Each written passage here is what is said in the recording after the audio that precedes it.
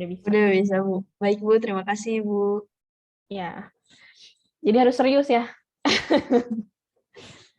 Oke. Tadi sampai mana? Sampai Sampai kenapa nggak punya pada uang buat nggak beli punya saham. uang. Kan kalau sekarang di encourage gitu kita tuh supaya melek dengan saham. Kalau misalnya kata Menteri Keuangan siapa namanya? Sri Mulyani, Bu. Keren nggak tahu.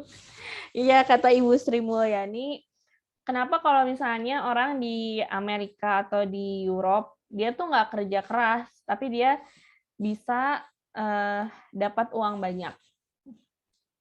Karena mereka tuh tahu gimana caranya mereka memanfaatkan uang. Jadi kalau kita kan punya uang, gaji, kita taruh aja gitu di tabungan, di deposito.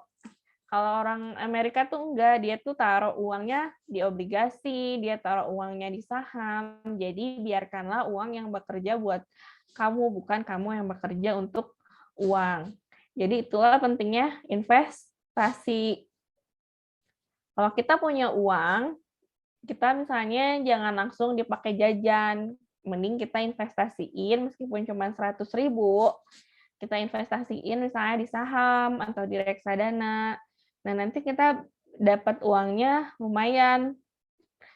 Kalau kita cuman ditaruh aja di tabungan, ya paling keuntungannya 1%. Udah gitu habis sama administrasi, jadi nggak dapat apa-apa. Makanya coba untuk investasi. Terus sekarang juga banyak kan software-software investasi. Ya, kalau misalnya kalian punya aplikasi Bukalapak, ada di depannya itu buka saham, buka reksa. Di situ ada, kalau reksadana, jadi kalau bedanya saham sama reksadana, reksadana itu sebenarnya ada manajer investasi yang mengelola reksadana tersebut. Reksadana tersebut isinya adalah kumpulan saham. Kumpulan saham itu namanya portofolio. Jadi kalau reksadana ada manajer investasi yang mengelola si saham-saham tersebut. Artinya saham-saham yang sudah, maksudnya kalau teman-teman beli reksadana, berarti teman-teman itu menginvestasikan pada saham-saham yang udah dipercaya akan memberikan keuntungan dan risikonya aman. Tapi kalau teman-teman misalnya punya view atau pemahaman lain tentang suatu saham, misalnya, saya yakin nih kalau Telkom itu naik, akan naik terus. Nanti saya maunya beli di Telkom aja banyak-banyakin semua uangnya ditaruh di Telkom. Nah, berarti kan teman-teman harus beli satu saham ya. Nah, jadi nanti bisa coba di iPod atau apapun itu, beli hanya saham Telkom. Jadi itulah bedanya reksadana sama saham. Ada yang mau ditanyain dulu?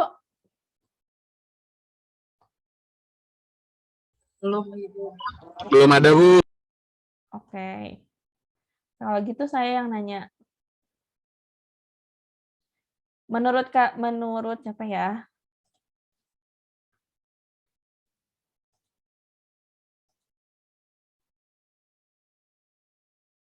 Menurut Zaki, ada Zaki? Ada, Bu. Ada. Menurut Zaki nih, kira-kira saham yang menjanjikan itu saham apa ya? Dari perusahaan apa? Kayaknya mungkin bank kali, Bu, ya, kalau menurut saya. Bank apa? Mungkin bank yang BUMN mungkin, Bu. BUMN, Mandiri. Iya. Kenapa? Harusnya udah dijamin ya, Bu, kalau udah BUMN, tapi saya juga nggak tahu, kurang tahu. Ya, bagi Zaki, katanya yang aman adalah bank karena udah dijamin manfaatnya, udah dijamin stabilitas keuangannya oleh negara. Coba saya tanya, PW lagi ngerjain apa, PW di Mandiri? Enggak, Bu. Bisa kok, Bu. Takutnya lagi sibuk. Kalau sekarang ngapain PW di Mandiri? Kita cuman baru training kelas doang sih, Bu. Jadi cuman kelas-kelas kayak kuliah gitu. Terus belajar apa PW di sana? So far, kalau saya kemarin kelasnya cuman tentang perbankan dulu, sama sekarang baru kayak personal development-nya gitu sih, Bu. Belum yang terlalu detail banget. Dari jam 8 sampai jam 5? Jam 4, tapi nanti ada break-nya, sama ada pergantian kelasnya gitu, Bu. Tiap hari masuknya di Iya, kantor? tiap hari. Tiap hari. SCBD bukan? Sekarang masih online, terus nanti kalau udah offline baru dibagi-bagi ke cabang terdekatnya sih, Bu. Oh, jadi sekarang masih di rumah? Masih di rumah. Kalau pusatnya Mandiri itu SCBD ya? Iya kan? Iya. Sudirman. Ya. Betul. Saya dulu pernah ke sana. Oh, gitu, Bu. Saya cerita aja Iya. ya. dulu Iya, tuh saya Bu. ikutan lomba risk manajemen di Bank Mandiri. Jadi saya pas final tuh ke sana ke Bank Mandiri, presentasi di sana. Dulu tuh ada Pak Semtot kalau nggak salah di Bank Mandiri. Nggak tahu saya masih ada atau nggak di risk manajemen. Oh, gitu. Iya, berarti Mandiri yang di SCBD ya, Bu? Oh, oke. Ya. Jadi gimana kalau saham menurut Penoti yang bagus apa? Jujur saya nggak terlalu ngerti saham sih, Bu. Ya, nggak apa-apa, maksudnya apakah consumer goods atau oke. telekomunikasi atau bank tadi kata Zaki, menurut Penoti apa? Menurut saya, kalau yang saya pernah belajar tuh, kita harus memilih saham yang memang produknya itu selalu digunakan sama masyarakat sih, Bu. Entah itu produk makanan atau mungkin produk telekomunikasi, kan emang maksudnya dia di jangka waktu sampai kapanpun akan digunakan terus ya, Bu. Dan kita harus melihat perkembangan kayak beritanya, terus perkembangan ekonominya juga sih, Bu, dari perusahaan itu. Ya, berarti apa? Unilever? Indofood apa? Kira-kira Penoti? Apa ya, Bu, maksudnya? Perusahaannya Unilever, Indofood. Oh, saya harus milih perusahaan saham Iya. yang menurut. Sorry Bu. Kalau saya sih, kalau consumer goods tuh mungkin Indofood sih, Bu. Nggak tahu Karena saya Indomie ya. Iya, karena Indomie. Tapi nggak tahu sih, Bu. Saya belum terlalu paham saham juga. Iya, sebenarnya jadi kalau kita mau lihat saham, udah bener ya tadi kita lihat dulu nih, kira-kira kan kalau setiap tahun, setiap perusahaan itu dia mengeluarkan atau dia publish si neraca keuangannya di websitenya. Kita lihat nih, kira-kira perbandingan antara, waktu itu belajar ini kan, akuntansi ya? Yep. Ya, debt equity ratio tahu? Tahu nggak? Saya tanya siapa dah. Safi, waktu belajar pengantar akuntansi, tahu debt equity ratio nggak?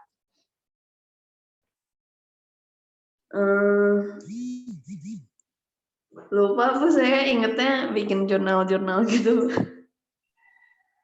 Ya, ada equity kan, modal ya? Benar nggak? Oh, iya, Bu. Lupa ya? Jangan lupain dong pelajaran yang terdahulu itu.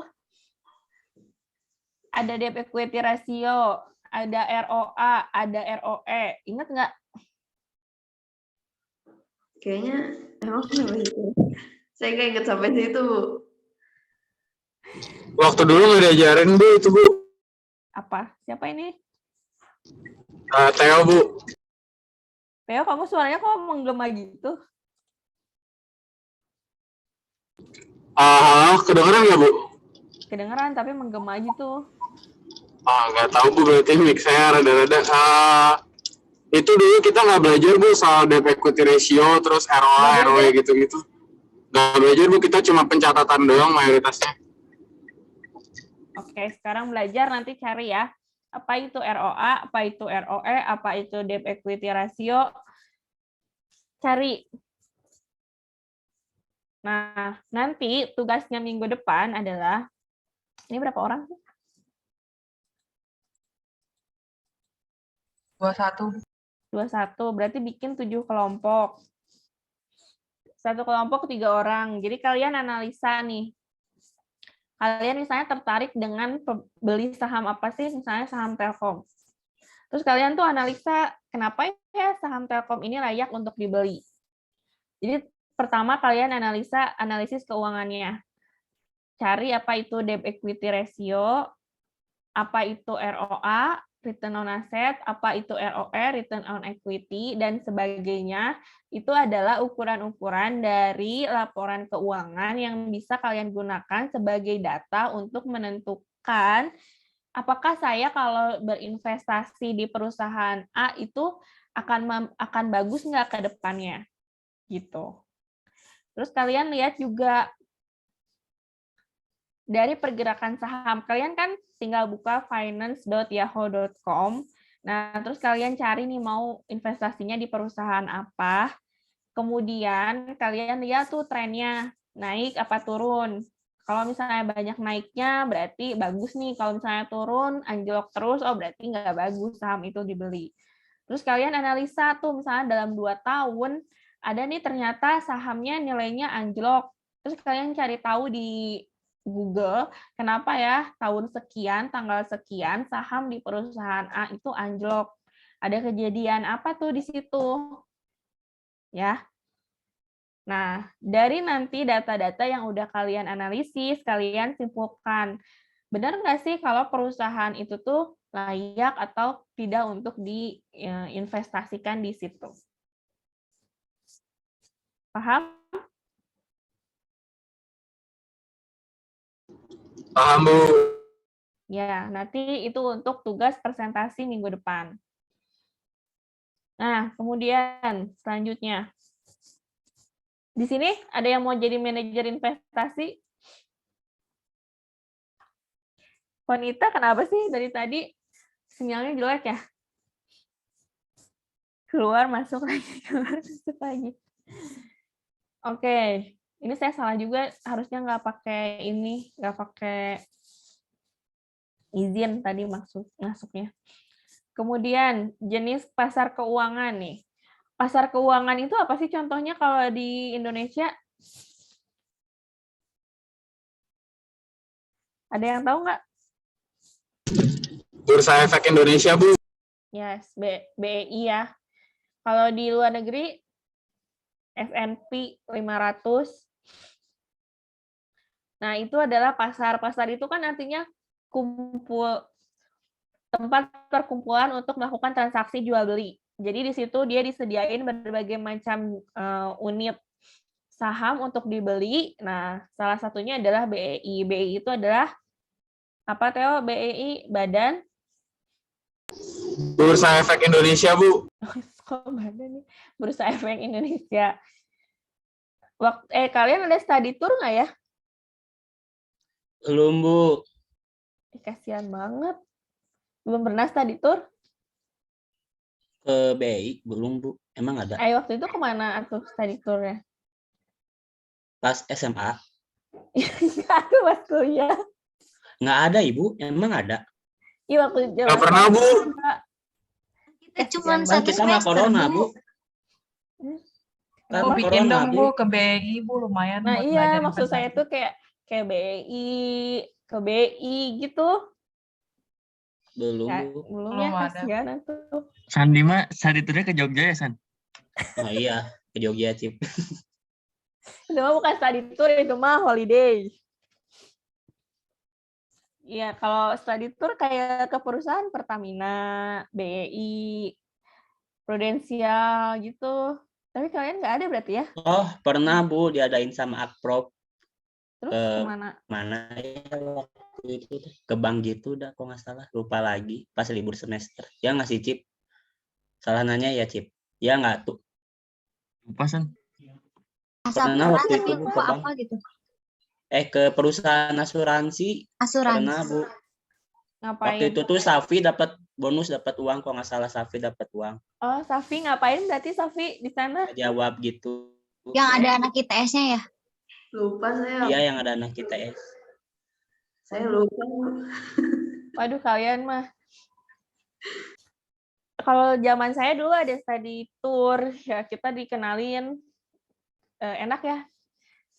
Ternyata zaman dulu, sebelum corona, kita jalan-jalan tuh biasanya kalau statistik tuh ada dulu, jalan-jalan saya ke mana, ke perusahaan apa, terus nanti dijelasin sama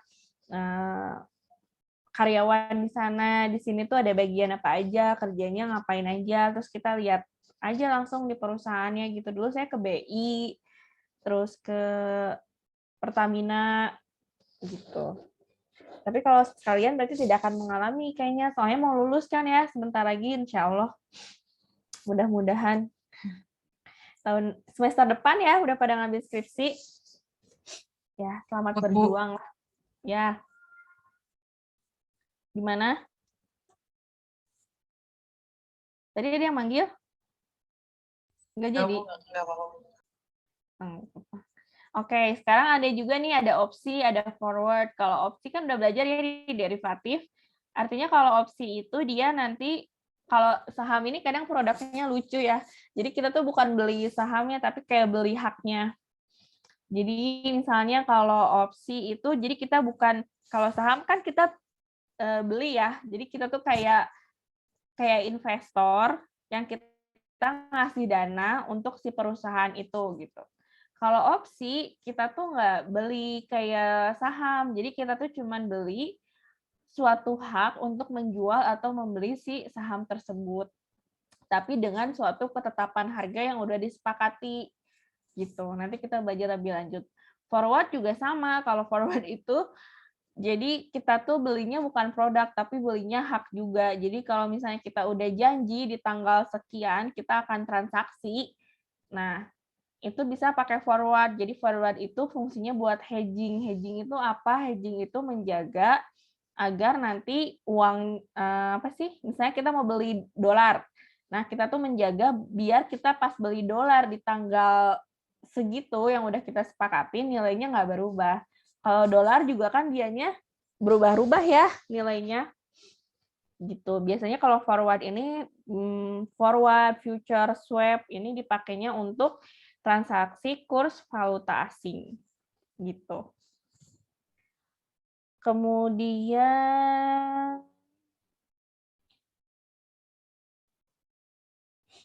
tujuan pasar keuangan ini bisa dibaca sendiri lah ya, pasar modal.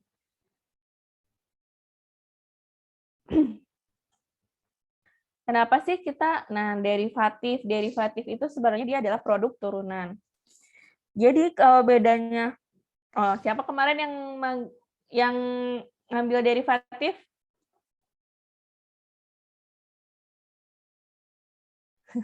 Siapa yang ngambil derivatif? Nabila ngambil nggak Nabila? Ngambil, Bu. Ngambil. Jadi apa itu derivatif?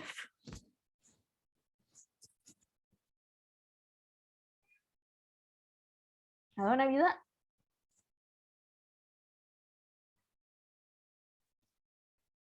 Iya, Bu. Apa itu Derivatif itu perjanjian atau kontrak. Ya bukan sih, Bu. Iya, hampir benar. Kontrak.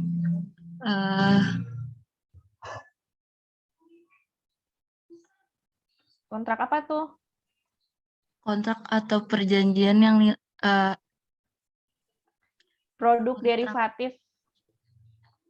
Aset, apa jual beli aset, Bu? Kontrak pembelian aset gitu.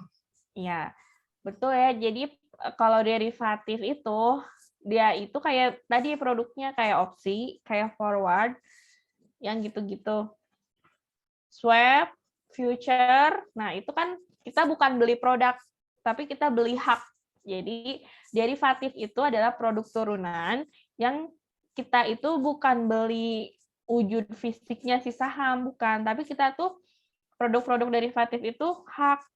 Kayak tadi saya bilang, kita jaga posisi bahwa yang akan kita beli itu nilainya tuh harus di sekian. Nilainya itu nggak akan berubah saat kita beli.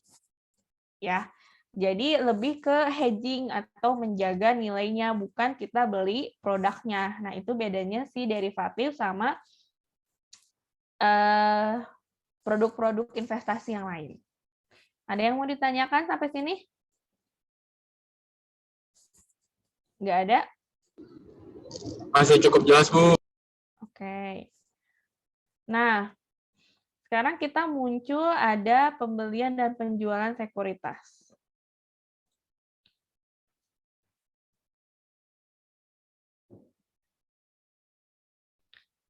Nah, kita itu di sini sekarang ada buying on margin. Jadi kalau buying on margin, sebenarnya ini udah dijelasin waktu PTSB. Jadi kalau buying on margin itu maksudnya kita tuh nggak apa ya, kita pinjam uang. Jadi kita tuh nggak apa ya, beli sesuatu tapi bukan dari uang kita gitu. Kita pinjam uang dari pialang, kemudian nanti kita beliin saham. Nah, ketika kita beliin saham, nah nanti tuh yang jadi keuntungannya itu adalah margin. Jadi misalnya nih ada pialang, terus kita sebagai orang yang mau meminjam uang untuk kita minjem saham ke pialang A, kita tuh nanti nggak benar-benar nyimpan si sahamnya, tapi kita jual lagi di pihak ketiga. Kita jual lagi di pihak ketiga, nah nanti sampai batas waktu tertentu, kita beli lagi tuh si sahamnya yang udah kita jual. Nah, nanti kita balikin lagi ke pialang. Yang kita dapat apa? Selisih dari kita jual pada waktu A, kemudian kita beli di waktu B. Jadi ada selisih nilai kan di sahamnya, nah namanya margin. Jadi yang kita dapat itu adalah marginnya.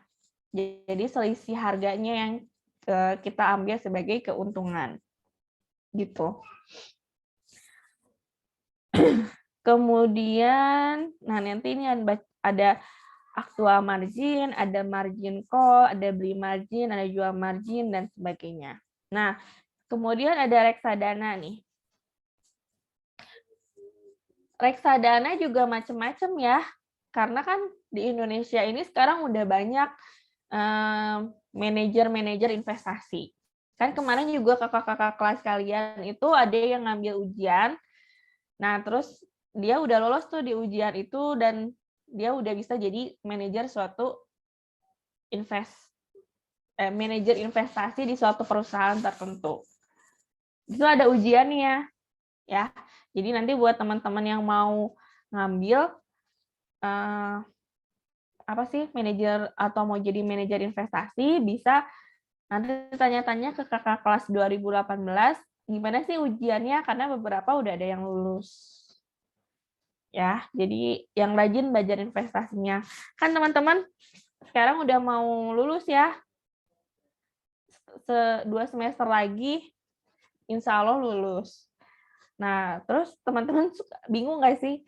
Ternyata jadi aktuaris kayaknya saya nggak cocok. Ada nggak sih yang ngerasa kayak gitu? Ada, Bu. Ada. Kenapa, Ivana? Cukup sulit, Bu, ternyata jadi aktuaris. Ya, karena jadi aktuaris kan kita kan lulus dibekalin 5 ujian ya kalau lulus semua. 5 mata ujian aktuaris ya. Ternyata nanti kalau mau jadi aktuaris beneran kan fellow lah atau apalah nanti kan kesananya ternyata harus menempuh juga banyak lagi kan yang harus dites lagi.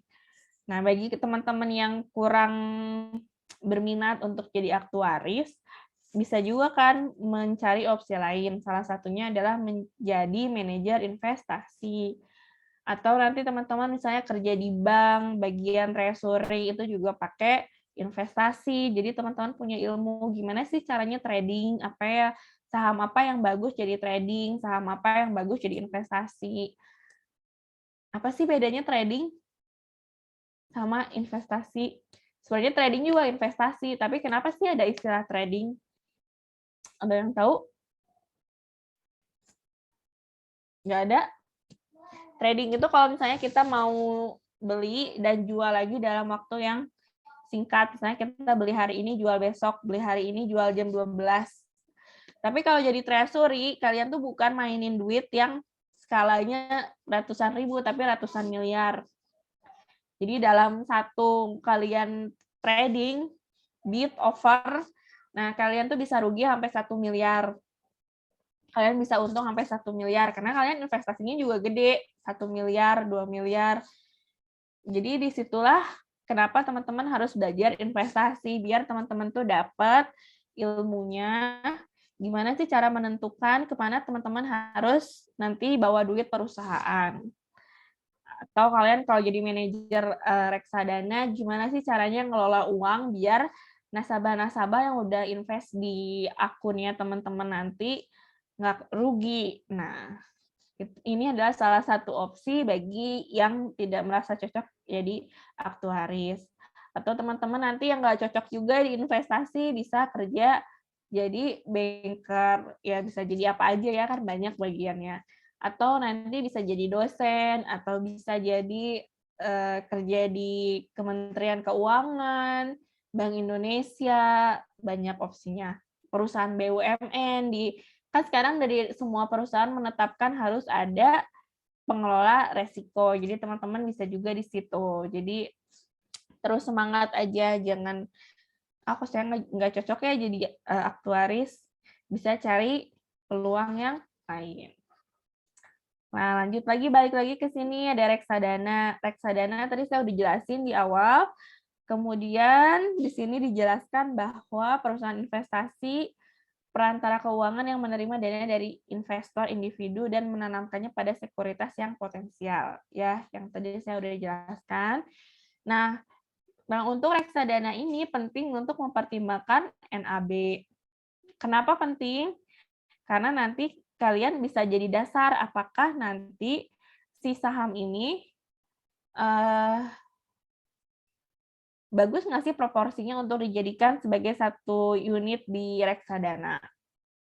Nah, caranya adalah nilai pasar aset yang dimiliki reksadana dikurangi kewajiban reksadana, kemudian dibagi jumlah unit penyertaan yang beredar. Nah, sekarang ada case study-nya nih. Case study-nya di sini adalah suatu reksadana mengelola sebuah portofolio sekuritas bernilai $120. $4 biaya penasihat investasi, $1 biaya overhead, sewa gaji, biaya lain-lain. Nah, kemudian di sini kita hitung menggunakan rumus yang tadi. Nilai pasar aset yang dimiliki, berarti nilai pasar asetnya yaitu $120 karena dia mengelola sebuah portofolio sekuritas. Seharga 120 berarti nilai asetnya 120. Kewajibannya berarti biaya penasehat investasi sama biaya overhead. Jadi ada $5. 120 dikurangi 5, kemudian dibagi, dia ada penyertaan unitnya 5 juta. Ini bukan 5 juta ya, harusnya ada 5 unit penyertaan. Jadi hasilnya adalah $23. Nah, ini ada rate of return. Nah, ini adalah yang saya tadi tanyakan. Kira-kira apa sih rate of return? Nah, ini NAB 1 dikurangi NAB 0 tambah laba tambah keuntungan modal per NAB 0. Nah, kalau ini nggak ada di laporan keuangan, kalian carilah perbandingan lain yang bisa dijadikan tolak ukur untuk menentukan apakah suatu perusahaan tersebut layak untuk diberi modal atau tidak. Nanti kan kalian bisa googling ya, kira-kira ukuran-ukuran apa aja sih yang digunakan untuk menentukan apakah suatu perusahaan itu layak untuk diberi modal atau tidak.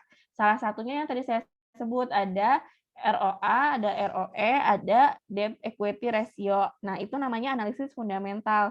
Jadi mereka menganalisis layak tidaknya suatu saham untuk diberikan modal dari laporan keuangan. Nah, nanti teman-teman bisa cari ukuran-ukuran lain untuk menentukan kelayakan dari investasi tersebut. Nah, kemudian tingkat bunga real dan nominal. Tingkat bunga real dan nominal ini adalah kita udah belajar juga di PTSB. Jadi kalau R besar dia adalah tingkat bunga nominal. R kecil adalah tingkat bunga real. I adalah tingkat inflasi. Ini untuk menentukan apa di sini? Ada di bawah ya. Nah, kalau misalnya inflasi meningkat, ini sebenarnya ada di mikro apa makro? Mikro kayaknya ya. Kalau inflasi meningkat, maka nanti investor menuntut, kemudian nanti return nominalnya digunakan untuk menjaga return real. Jadi, kalau misalnya teman-teman cari tahu gimana nanti kalau misalnya si return inflasinya meningkat.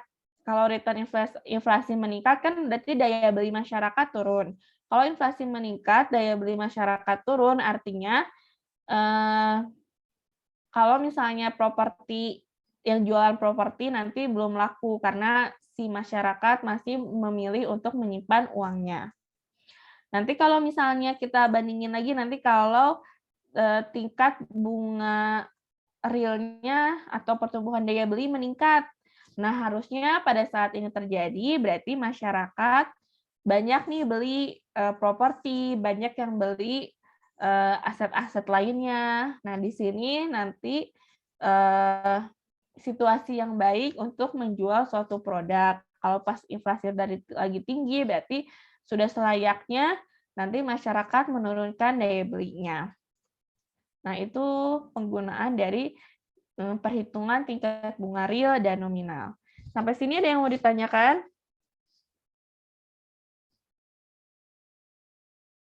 Nggak ada? Kalau nggak ada, nanti kita lanjut lagi bertemu di hari Kamis ya. Masih membahas yang sama. Nanti baru minggu depannya mulai mengerjakan tugas dan nanti akan dipresentasikan. Nanti kalau kalian silakan cari-cari bahan untuk mengerjakan tugasnya. Nanti kalau ada yang bingung, kalian boleh tanyakan di pertemuan hari Kamis. Oke ya, untuk hari ini cukup sekian. Jangan lupa isi absen. Terima kasih. Wassalamualaikum warahmatullahi wabarakatuh. Waalaikumsalam. Waalaikumsalam.